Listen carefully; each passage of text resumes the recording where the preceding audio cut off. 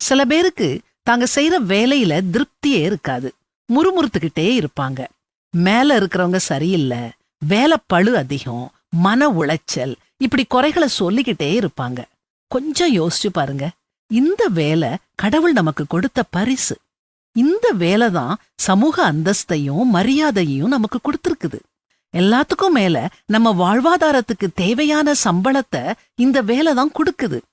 வேலையில்லா பட்டதாரிகள் அதிகமா வாழும் தேசம் நம் தேசம்.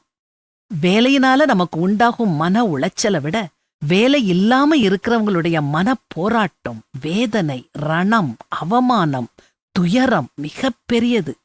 வேலை இல்லாதவங்களுடைய மனநிலைய, அதன் வீரியத்தை வெற்று வார்த்தைகளால சொல்லி முடியாது. நீங்க சலிச்சுக்கிட்டே பார்க்கும் உங்க வேலைய நீங்க விட்டா அந்த வேலைய பெற லட்சக்கணக்கான பேர் போட்டியிடுவாங்க.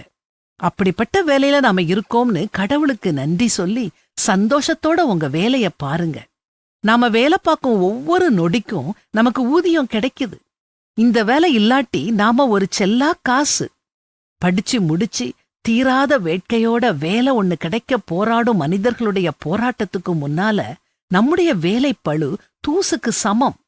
நம்மள நம்பி நம்முடைய திறமைக்காக அதிக வேலை நமக்கு கொடுக்கறாங்கன்னு நினைச்சு ரசிச்சு இன்முகத்தோட வேலை பார்த்தா மனம் சலிப்படையாது, மாறாக உற்சாகம் அடையும். அது மட்டும் இல்ல, மனுஷங்களுக்காக வேலை செய்யாம தேவனுக்காக நேர்மையோடும் உண்மையோடும் பணி செய்வோம்.